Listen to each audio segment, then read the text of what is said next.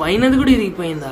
Hello అక్వామ్యాన్, మన alligator గా Rolex గాడి మూత అయితే కంప్లీట్ గా ఇరిగిపోయింది. వాడు ఆ పైన మూతనో లేకపోతే ఆ ఎడ్జెస్ లో ఉన్న కార్నర్ నో బాగా గట్టిగా కొట్టేసుకున్నాడు అనమాట. ఇంకా వాడి మూతి మొత్తం ఇట్లా ఫ్రాక్చర్ అయిపోయింది. అయితే వీడు తిని కూడా దగ్గరగా 3 days అవుతుంది. ఇంకా ఇట్లయితే ఈ ట్యాంక్ లో సర్వైవ్ అవ్వడేమో అని చెప్పి తీసి వేరే ట్యాంక్ లోకి అయితే వేస్తున్నాను. అసలు పాపం ఆ మూతి మొత్తం ఇట్లా బాగా మెత్తగా అయిపోయింది అనమాట. ఇట్లా రబ్బర్ లాగా అయిపోయింది. అసలు మొత్తం ఇట్లా ఉంగిపోతుంది అనమాట. అసలు బోనే అక్కడ లేదు అన్నట్టుగా అయిపోయింది. ఈ స్టేజ్ లో ఉన్న వీడు అసలు రికవర్ అవుతాడా లేదా మీకు ఎవరికన్నా తెలిస్తే చెప్పండి. ఒకవేళ రికవర్ అవుతాడంటే అసలు ఏం ట్రీట్మెంట్ ఇవ్వగలం అది కూడా చెప్పండి. దీన్ని ట్యాంక్ లోకి వేసాక ఇదే ట్యాంక్ లో ఉన్న పికాక్ బాస్ ని ఇంకా ఈ క్లౌన్ నైఫ్ ని రెండిట్ని కూడా తీసుకొని వెళ్ళి వైట్ పాండ్ లో అయితే వేసేసాను. ఇంకా నా దగ్గర ఉన్న మెడిసిన్స్ లో ఇది ఒక మెడిసిన్. ఇది ఫిష్ కి బాగా దెబ్బ తగిలినప్పుడు లేకపోతే వేరే ఫిష్ అటాక్ చేసినప్పుడు అట్లా ఎక్కడన్నా హెవీ డ్యామేజ్ ఉన్నప్పుడు ఇది వేస్తే రికవర్ అయ్యిద్ది అని ఆ ఉద్దేశంతో ఇంకా ఇది కూడా వేసాను అనమాట.